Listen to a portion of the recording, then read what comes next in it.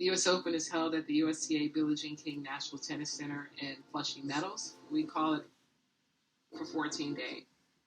It's because it's just that much excitement, that much activity around the grounds. You've got the planes flying over.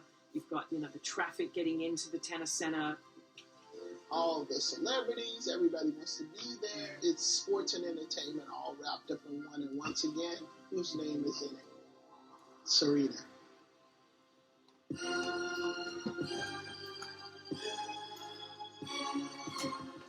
I think it's very poetic that Serena is saying goodbye to where her first Grand Slam came. But it's also our home nation.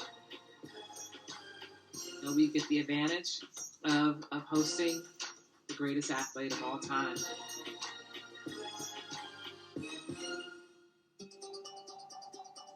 Playing in your final game, there's so many emotions that are going through your head, but you're still that competitor. Can you imagine just the conflicting emotions and the excitement, the love, and, the bittersweetness of it all? That's got to be so heavy. She comes out with a diamond-encrusted cape on the first round and the diamond-encrusted shoes, and there's diamonds in her hair. And then you see her daughter in the stands, with the beads in her hair, and just so excited to watch Mommy and looking like a mini Serena. I love that Olympia's, taking a picture of her. I can't even imagine, just the joy that filled Serena's heart seeing that. So she wins round 1, wins round 2, beats the number 2 seed. She was putting on the ultimate show for the city that knows shows better than any other city on earth.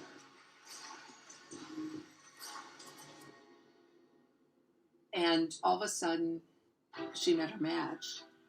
And even then, even when you think she's done, even when you think she's given every ounce of her energy, what does Serena do?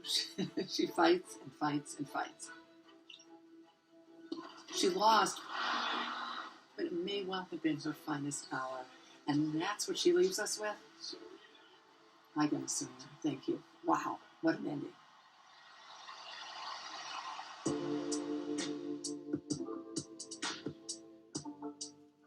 We spend so much time having tennis at the center of our lives from a very young age. It's almost unfathomable to think about when it's going to be over. And that's funny you said that, Shannon, because I was thinking about, I would love to be a fly on the wall to know what the day after she feels like. To not even think about setting up practices. Even if you're not practicing, you're thinking about when you're going to actually practice, when you're going to start again, how you're setting it. The planning of it. There's so many more. There's so many things in your life that you can do. I think there's so many legacies about her life. I think so many black young girls around the world would have looked on the television. That's her legacy. Growing up, I never thought that I was different because, the number one player in the world was somebody who looks like me. She's introduced people that have never heard of tennis into the sport, and I think I'm a product of what she's done.